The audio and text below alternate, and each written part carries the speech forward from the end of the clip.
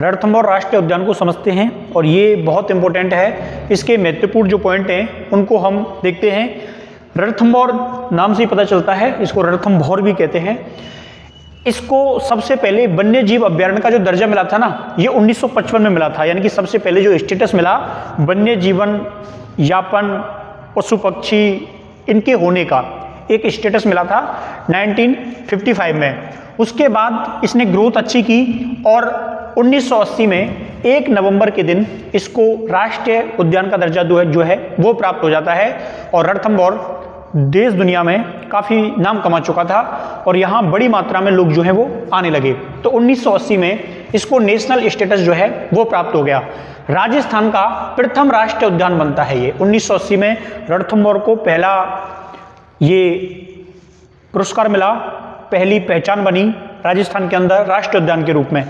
उसके बाद क्या होता है, इसको एक नाम दिया गया और नाम था भारतीय बाघों का घर।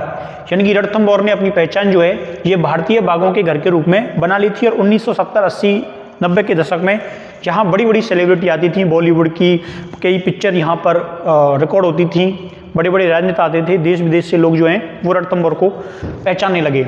यहाँ पर 1973 में एक प्रोजेक्ट जो है वो लॉन्च किया गया था राष्ट्रीय उद्यान बनने से पहले, जिसको हम जानते हैं टाइगर प्रोजेक्ट के नाम से।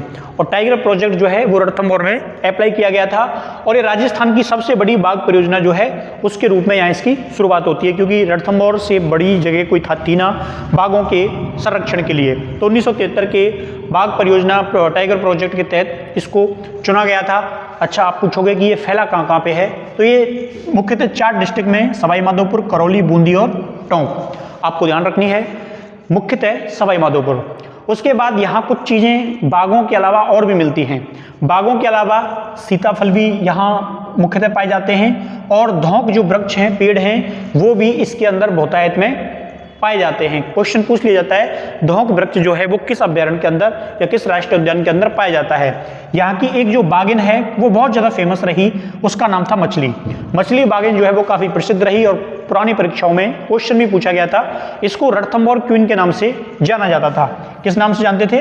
रणथंभौर क्वीन के नाम से जानते थे। इसके अलावा इसको क्रोकोडाइल भी कहते थे। लेकिन आपको याद रखना है मछली बाघिन का संबंध रणथंभौर राष्ट्रीय उद्यान से है। यहाँ पर एकमात्र जो चीज पाई जाती है वो है काला गरुड़।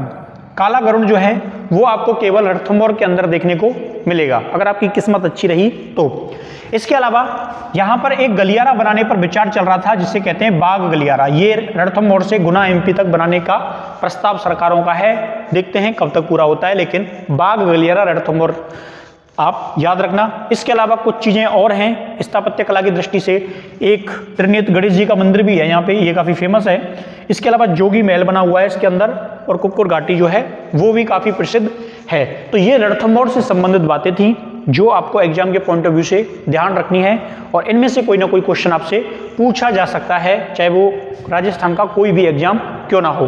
तो उम्मीद है इससे संबंधित जो महत्वपूर्ण बातें थी वो मैंने आपको बता दी। इनके नोट्स बना के आप लिख सकते हो, इसमें से कुछ भी बाकी नहीं रहा और इनमें से ही रिपीट होकर लास्ट ईयर के क्वेश्चन पूछे गए हैं। चाहे तो आप मिलान कर सकते हैं। उम्मीद है ये सारी जानकारी आपको बेहतर लगी होगी, अच्छी लगी होगी।